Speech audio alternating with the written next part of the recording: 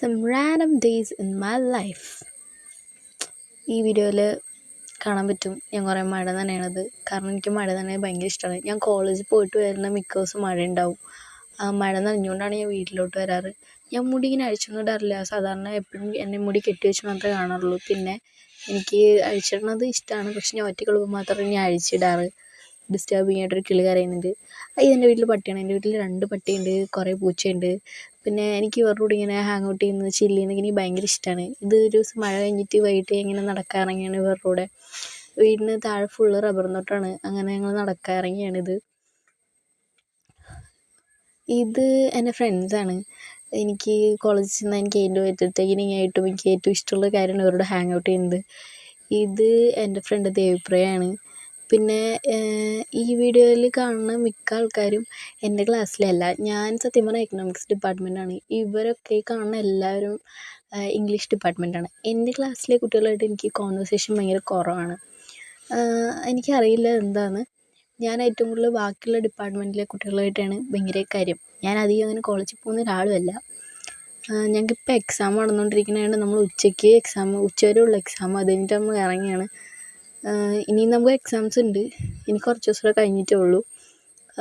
ഇത് കാണുന്ന വഴി കൂടെ പോകുന്ന വീട്ടിൽ നിന്നൊക്കെ ഓരോ റംബുട്ടാൻ അത് ഇതൊക്കെ പൊട്ടിച്ച് തിന്നണതാണ്. ഇവരെല്ലാവരും എന്നെക്കാളും ഇളയ പിള്ളേരാണ്.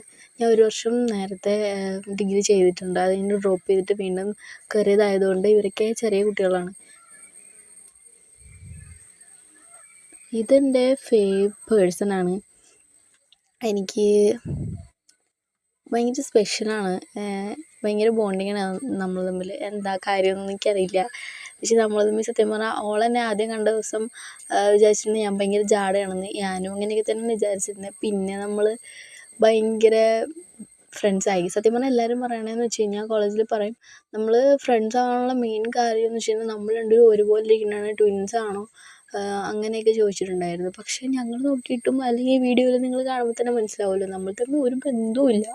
പിന്നെ നമ്മൾ ഹൈറ്റ് മാത്രം ഒരേപോലെ. ഇതിൻ്റെ അച്ഛമ്മയാണ്. നമ്മൾ പ്രഷർ ഷുഗറൊക്കെ ചെക്ക് ചെയ്യാനായിട്ട് ജസ്റ്റ് ഹോസ്പിറ്റൽ വരെ പോയതായിരുന്നു.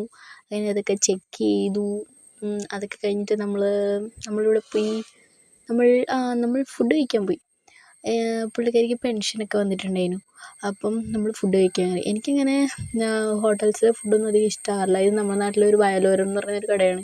അവിടുത്തെ ഫുഡ് എനിക്ക് ഭയങ്കര ഇഷ്ടമാണ്. ഇന്ന് നല്ല മത്തി വറുത്തതൊക്കെ ഉണ്ടായിരുന്നു. എനിക്ക് ഇഷ്ടമായി അത്. പിന്നെ നമ്മൾ ഞാൻ കഴിച്ചു. എനിക്ക് നല്ല